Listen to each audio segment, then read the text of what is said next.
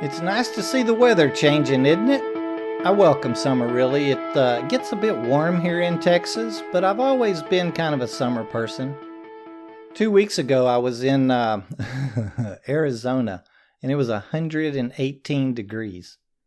I actually flew back to Texas from Nevada, where it was 112 when we took off. And I have to admit, that's a bit warm even for me. Last week, I was in Denver, Colorado, and it was actually in the 90s there. They said it was, unseasonably warm for them that time of the year. It was pretty hot there too. Summer brings with it a host of concerns for us in the warehousing and transportation industries. With us working in the distribution and production arenas, we need to make sure and stay hydrated. Watch for signs of heat stress ourselves and in, other associates that's working around us. Sometimes we find ourselves having to step up a bit as we cover for vacations and those seasonal spikes that may occur in our business. It kind of seems to be a popular time of the year to change jobs too. Maybe because, we're wanting to take off and go somewhere or spend some time with the family while the kids are on their summer break. And I guess it's a good time to move as well. I have a lot of friends actually moving this month. Oh, and don't forget to send in those emails to get entered into our drawing by next week. If you missed last week's episode, be sure to check it out. At the end of the show, we talked about a drawing for a $50 gift card. Don't forget to send in those safety practices from your facility or one that you'd like to see there.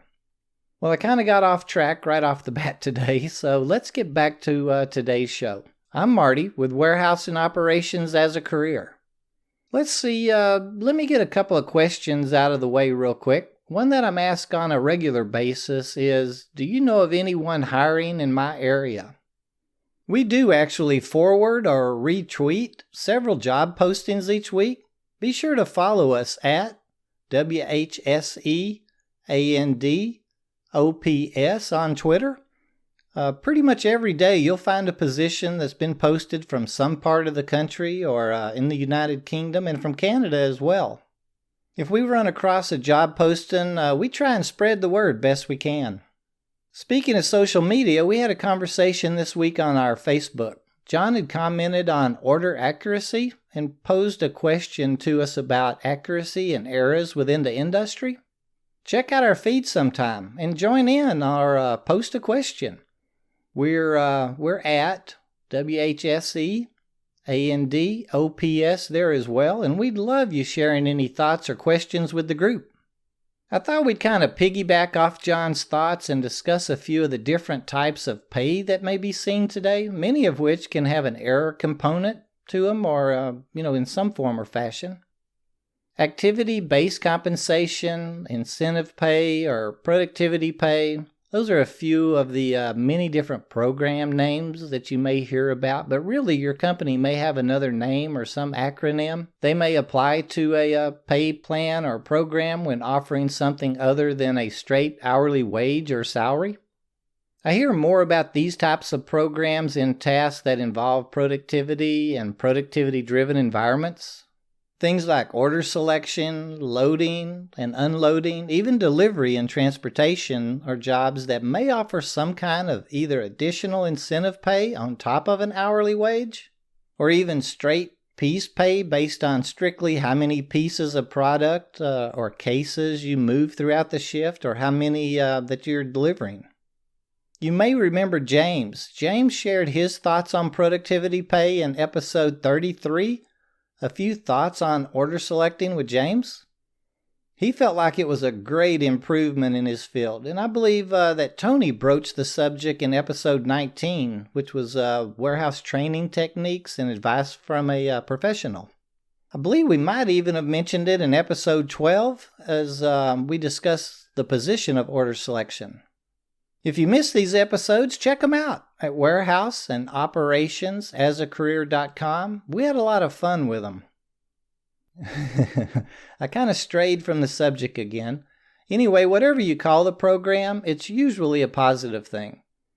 It gives us the opportunity to determine our wage to some degree, and we can separate ourselves from an individual that may not be interested in making the money we want to, or a new employee who's not quite selecting, unloading, or delivering the quantity we can just yet. I remember back when I was loading and selecting, everyone made the same dollar value an hour, whether we were pulling 120 cases an hour or 200 cases an hour. I think that was James's point. You know, he's a seasoned order selector, one of the top selectors in his field, but he's been doing it for several years, and with productivity pay, he earns more than a new employee that's just getting started. A program could be as simple as a base pay per hour plus an incentive dollar, or an amount being added based on the number of cases being selected, loaded, or delivered. Something like, and just as an example, an additional $1 an hour if your base is at 100 cases an hour, but you're selecting at 130 cases an hour. Maybe another $1 if you're selecting at 160 cases an hour. And possibly even an additional $2 if you pull 200 cases an hour. Of course, all programs, even a simple one, should have a safety component addressed within it, and then probably an error factor applied to it as well. We have to be safe, and the customer has to receive the right product in the correct quantity.